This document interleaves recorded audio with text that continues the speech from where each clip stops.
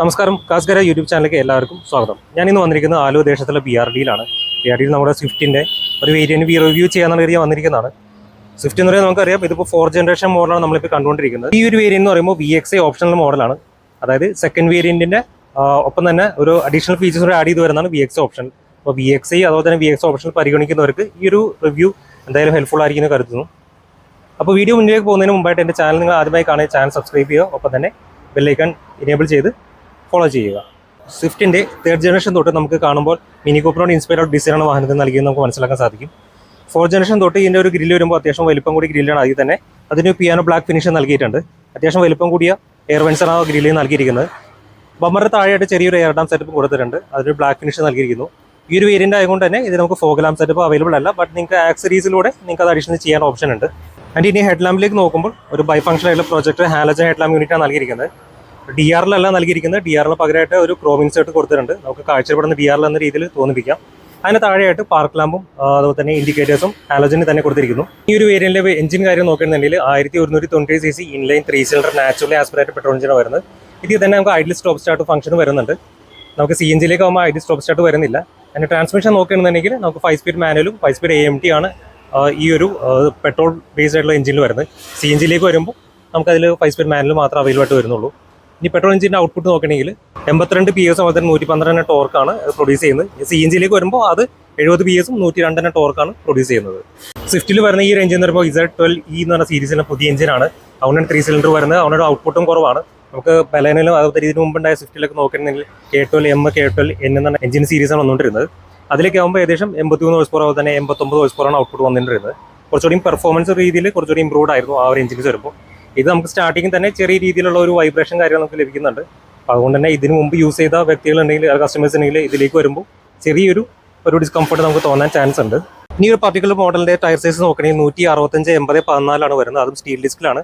ഇതിനെ കവർ ചെയ്തുകൊണ്ട് നമുക്കൊരു സിൽവർ കളറിലുള്ള വീൽ കവേഴ്സും അവൈലബിൾ ആണ്. ഇനി ഇതിൻ്റെ മിറേഴ്സ് നോക്കണമെങ്കിൽ electrically folding and electrically adjustable ആയിട്ടുള്ള ഒരു മിററാണ് കൊടുത്തിരിക്കുന്നത്. അത് VXi ഓപ്ഷൻ വേരിയൻ്റ് ആണ്. VXiയിലേക്ക് വരുമ്പോൾ മാനുവൽ ഫോൾഡിങ് മാത്രമേ അവൈലബിൾ ആയിട്ടുള്ളൂ. പിന്നെ അതിലായിട്ട് തന്നെ നമുക്കൊരു LED ബ്ലിങ്കേഴ്സ് നൽകിയിട്ടുണ്ട്. സൈഡ് ബ്ലിങ്കേഴ്സ് അതിലാണ് വരുന്നത്. ഇനി വാഹനത്തിൻ്റെ സൈഡിൽ ഡിസൈൻസ് നോക്കുകയാണെന്നുണ്ടെങ്കിൽ ഫ്രണ്ടിൽ ഫെൻഡർ തൊട്ട് ബാക്കിൽ ക്വാർട്ടർ പാനൽ വരെയും കണ്ടിന്യൂ ചെയ്യുന്ന ഒരു ബോഡി ലൈൻസ് നമുക്ക് കാണാം. അതുള്ളതുകൊണ്ട് തന്നെ ബോഡി പാനൽസ് കുറച്ച് സ്ട്രെങ്തൻ ആവാൻ സാധിക്കുന്നുണ്ട്. And A pillar, B pillar, C pillar എല്ലാം ഒരു ബ്ലാക്ക് ഔട്ട് ഫിനിഷാണ് കൊടുത്തിരിക്കുന്നത്. അതിൽ C പില്ലറിലേക്ക് വരുമ്പോൾ ഒരു ഗ്ലോസ് ഫിനിഷാണ് നൽകിയിരിക്കുന്നത്. ഡോർ ഹാൻഡിൽസിനായിട്ട് തന്നെ നമുക്ക് ഈ VXi ഓപ്ഷനിൽ നമുക്ക് സ്മാർട്ട് കീ ഫെസിലിറ്റി അവൈലബിൾ ആണ്. അതുകൊണ്ട് തന്നെ നമുക്ക് റിക്വസ്റ്റ് സെൻസറും കാര്യങ്ങളും കൊടുത്തിട്ടുണ്ട്. ഇനി വാഹനത്തിൻ്റെ ഓവറോൾ ലെങ്ത് വരുമ്പോൾ 3860 വരുന്നത്. വീൽ ബേസ് വരുമ്പോൾ 2450 mm. അതുപോലെ ഗ്രൗണ്ട് ക്ലിയറൻസ് നോക്കണമെങ്കിൽ 163 mm ആണ് നൽകിയിരിക്കുന്നത്. ഇനി വിട്ട് വരുമ്പോൾ 1735 mm, ഹൈറ്റ് വരുമ്പോൾ 1520 mm ആണ് നൽകിയിരിക്കുന്നത്.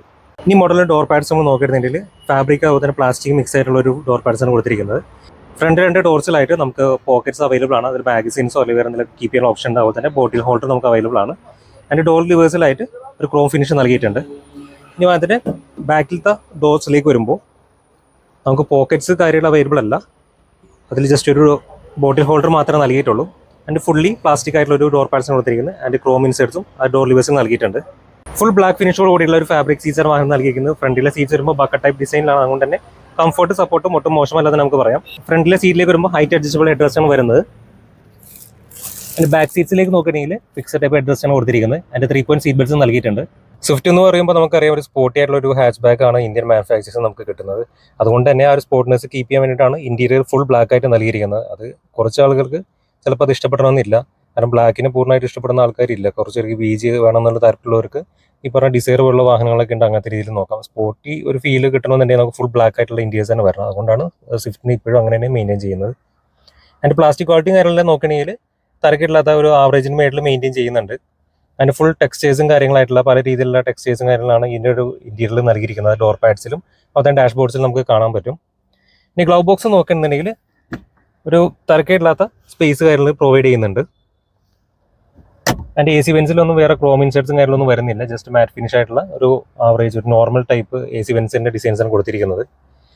ആൻഡ് IRVയും വരുമ്പോൾ മാനുവൽ ഡിമ്മിംഗ് ആണ് നൽകിയിരിക്കുന്നത്. ക്യാബിൻ ലാംപ്സ് ആണ്, അത് ഹാലോജൻ ടൈപ്പാണ് വരുന്നത്. ഡ്രൈവർ സൺവൈസറിലായിട്ട് ടിക്കറ്റ് ഹോൾഡർ നൽകിയിരിക്കുന്നു. കോപ്പാസിൻ്റെ അവിടെ സൺവൈസറിലായിട്ട് വാനിറ്റി മിറർ നൽകിയിട്ടുണ്ട്. സ്മാർട്ട് പ്ലേ പ്രോ എന്ന് മാരുതി വിശേഷിപ്പിക്കുന്ന ഒരു 7 എഞ്ചിൻ ഇൻവെർട്ടർ സിസ്റ്റം വാഹനം നൽകിയിരുന്നത്. വിത്ത് 4 സ്പീക്കേഴ്സാണ് കൊടുക്കുന്നത്. സോ VXi ഓപ്ഷനിലായതുകൊണ്ട് തന്നെ നമുക്കൊരു സുസുക്കി കണക്റ്റും കൂടി വരുന്നുണ്ട്. VXiയിൽ നമുക്കത് അവൈലബിൾ അല്ല. VXA ഓപ്ഷനിലേക്ക് വരുമ്പോൾ ഞാൻ നേരത്തെ പറഞ്ഞ പോലെ smart key access, electrically folding mirror, Suzuki ആണ്. ഈ 3 ഫീച്ചറാണ് അഡീഷണൽ ആയിട്ട് കയറി വരുന്നത്. യൂസർ ഇന്റർഫേസ് അത്യാവശ്യം ഇംപ്രൂവ്ഡ് ആണ്. കുറച്ചുകൂടി ഇൻഫോർമേറ്റീവ് ആണ്. നമുക്ക് പെട്ടെന്ന് തന്നെ കാര്യങ്ങൾക്ക് മനസ്സിലാക്കി എടുക്കാൻ പറ്റുന്ന രീതിയിൽ കൊടുത്തിരിക്കുന്നത്. അതിൻ്റെ ഇതിൻ്റെ സൗണ്ട് കാര്യങ്ങൾ നോക്കുകയാണെങ്കിൽ അത്യാവശ്യം ബേസ് എഫക്റ്റും കാര്യങ്ങൾ കിട്ടുന്നുണ്ട്. ഇനി AC കൺട്രോൾസ് വരുമ്പോൾ ഓട്ടോ ക്ലൈമറ്റ് കൺട്രോൾ AC ആണ് വരുന്നത്. അതിൽ തന്നെ മാക്സ് AC എന്നുള്ള ഓപ്ഷൻ വരുന്നുണ്ട്. ഡിജിറ്റൽ ഡിസ്പ്ലേ ആണ് കൊടുത്തിരിക്കുന്നത്. ഈ ടെമ്പറേച്ചറിൻ്റെ ഇത് കുറച്ച് കൺഫ്യൂസിങ് ആക്കാനുള്ള ചാൻസ് ഉണ്ട് എന്നാണ് എനിക്ക് തോന്നുന്നത്. ഒരു സ്പേസ് കൊടുത്തിട്ടുണ്ട്. വാലറ്റ്സ് ഫോൺ കീപ്പ് ചെയ്യാനുള്ള പോക്കറ്റ്, USB ചാർജിങ് പോർട്ട്, 12 വോൾട്ടിൻ്റെ സോക്കറ്റ് പോർട്ട് കൊടുത്തിരിക്കുന്നു, കപ്പ് ഹോൾഡേഴ്സ് കൊടുത്തിരിക്കുന്നു. ബാക്കിലായിട്ടും ചെറിയ സ്പേസ് കൊടുത്തിട്ടുണ്ട്. ISOFIX ആംഗ്ലേജ് ഫെസിലിറ്റിയോട് കൂടിയുള്ള ഫ്ലാറ്റ് ഫോൾഡിംഗ് സീറ്റ്സ് ആണ് ഈ വാഹനത്തിൻ്റെ ബാക്ക് സീറ്റിലായിട്ട് നൽകിയിരിക്കുന്നത്. 3 പോയിന്റ് സീറ്റ് ബെൽറ്റ്സ് നൽകിയിട്ടുണ്ട്. അതിൻ്റെ സ്പേസ് നോക്കണമെങ്കിൽ ഇതിപ്പോൾ എൻ്റെ ഒരു ഹൈറ്റ് അനുസരിച്ചാണ് ഈ സ്പേസ് കൊടുത്തിരിക്കുന്നത്. ഇരുന്ന് നോക്കാം.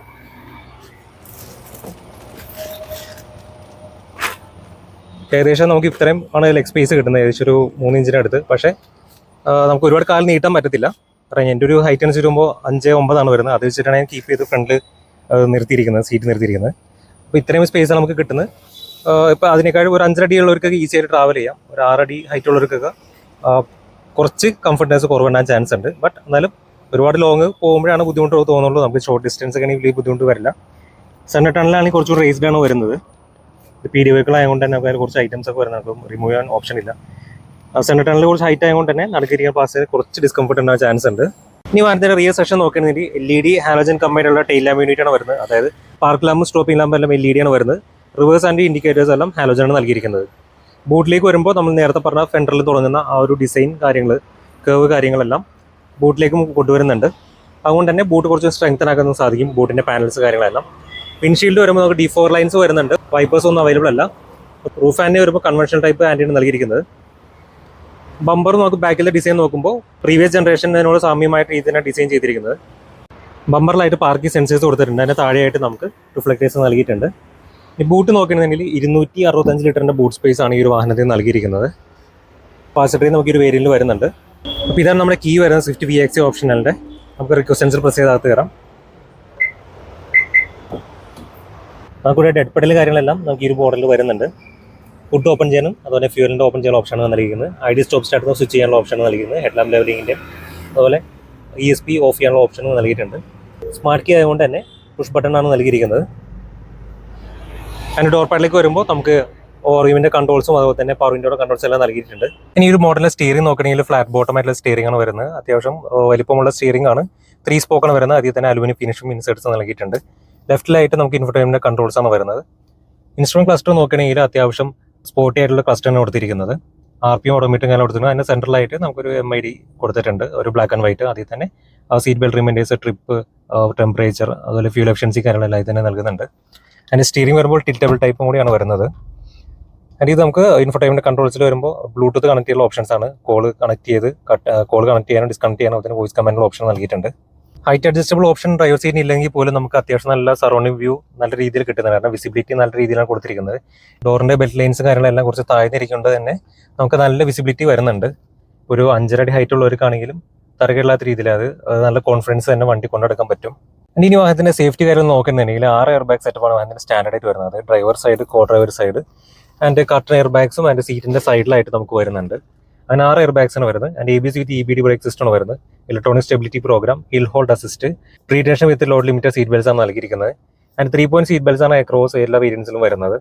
ISOFIX ആംഗ്ലേജ് ഫെസിലിറ്റി വരുന്നുണ്ട്. റിവേഴ്സ് പാർക്കിംഗ് സെൻസറും കാര്യങ്ങളെല്ലാം ഈ വാഹനത്തിൻ്റെ സ്റ്റാൻഡേർഡ് സേഫ്റ്റിയിലായിട്ട് വരുന്ന കാര്യങ്ങളാണ്. അപ്പോൾ ഈ ഒരു മോഡലിൻ്റെ നമുക്ക് വാറണ്ടി നോക്കണമെങ്കിൽ 3 വർഷം അല്ലെങ്കിൽ 1,00,000 കിലോമീറ്റർ ആണ് സ്റ്റാൻഡേർഡ് വാറണ്ടി ആയിട്ട് വരുന്നത്. നിങ്ങൾക്ക് എക്സ്റ്റെൻഡ് ചെയ്യാൻ ഓപ്ഷൻ ഉണ്ട്. ഇനി ഒരു മോഡലിൻ്റെ നമുക്ക് എക്സ്ഷോറൂം പ്രൈസ് കാര്യങ്ങൾ നോക്കണമെങ്കിൽ എക്സ്ഷോറൂം കൊച്ചിൻ പ്രൈസ് വരുമ്പോൾ സ്വിഫ്റ്റ് VXA ആണെങ്കിൽ 7,29,500 ആണ് വരുന്നത്.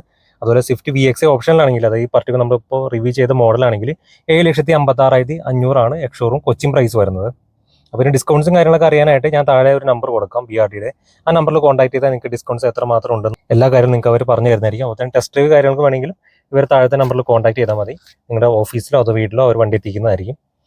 അപ്പോൾ നമ്മുടെ ചാനൽ ഇതുവരെ സബ്സ്ക്രൈബ് ചെയ്യാത്ത ആൾക്കാരുണ്ടെങ്കിൽ ചാനൽ സബ്സ്ക്രൈബ് ചെയ്ത് സപ്പോർട്ട് ചെയ്യും. അപ്പോൾ തന്നെ നിങ്ങളുടെ ഫ്രണ്ട്സ്, ഫാമിലി ആരെങ്കിലും ഈ വാഹനം പർച്ചേസ് ചെയ്യാൻ പ്ലാൻ ചെയ്യുന്നുണ്ടെങ്കിൽ അവർ കൂടി വീഡിയോ ഷെയർ ചെയ്ത് സപ്പോർട്ട് ചെയ്യുക.